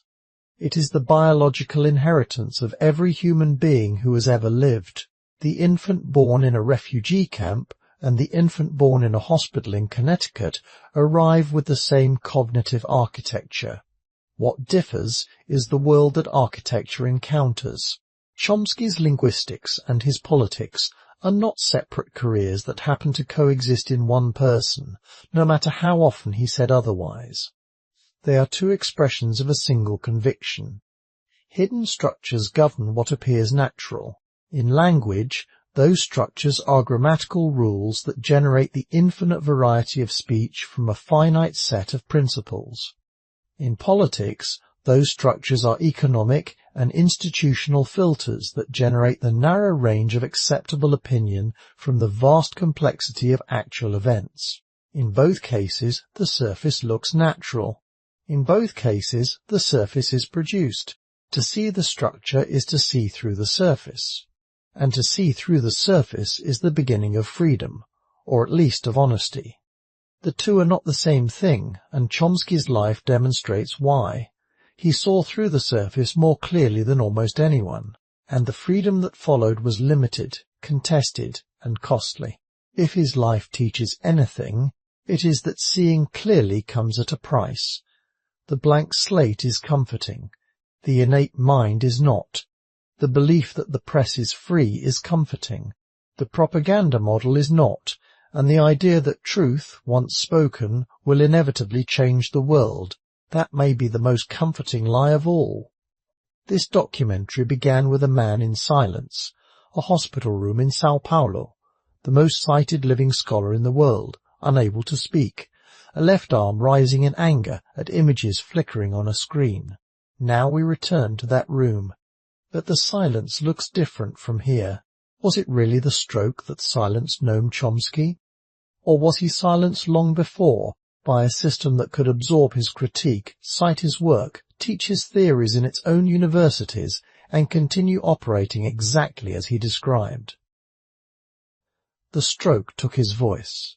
The system had already taken his audience, not by banning him, not by imprisoning him, not by burning his books, by something more sophisticated than any of those, by letting him speak, and making sure it did not matter. Consider what this life amounted to. More than 150 books, thousands of lectures across dozens of countries, tens of thousands of letters answered, each one a small act of faith in the capacity of another human being to think clearly. The most cited scholar in the arts and humanities, the father of modern linguistics. The co-author of the most important critique of media systems produced in the 20th century. A man whose work reshaped computer science, psychology, philosophy, and political thought simultaneously. And the phrase manufacturing consent is better known as a documentary title than as a description of how the society its viewers live in actually operates. This is not Chomsky's failure. It is his proof. He showed that democratic societies can produce propaganda without censorship, without conspiracy, and without anyone needing to give an order. He showed that the system does not need to silence its critics. It needs only to absorb them, to cite them in papers, to teach them in classrooms, to make documentaries about them, and then to continue, undisturbed, generating the same narrow band of acceptable opinion from the same structural filters he identified in 1988. The system works. That is the terrible discovery at the center of Chomsky's life. Not that democracy lies, that was always known by those paying attention. The discovery is that democracy has learned to live with the truth about its lying, to acknowledge the critique, to study it, to assign it as reading in a graduate seminar, and to carry on. Noam Chomsky was born in Philadelphia in 1928, the son of Hebrew scholars, the grandson of immigrants, a child of the Depression who watched women beaten on picket lines and learned about anarchism at a newsstand in Manhattan. He revolutionized the science of language before he was 30. He challenged the most powerful military on earth before he was 40. He diagnosed the machinery of democratic propaganda before he was 60. He outlived every contemporary, every rival, every adversary. He did not change his positions, not in 70 years, not by a single degree, and the arm still rises. Somewhere in Sao Paulo, a 97-year-old man watches the news. He cannot speak, but when the images come, the rubble and the dust, the faces of children who will not grow old, the left arm lifts, not in hope, not in despair, in the only gesture left to a man who spent his life insisting that the truth should be told, even when telling it changed nothing, especially when telling it changed nothing. Because the telling was never the point was the refusal to stop. If this story stayed with you, consider subscribing to The Long Shadow. We explore the lives that continue shaping the world we live in. And I'm curious, what part of Chomsky's story changed how you see him? Let me know in the comments. The powerful already know the truth. The question is what the rest of us will do with it.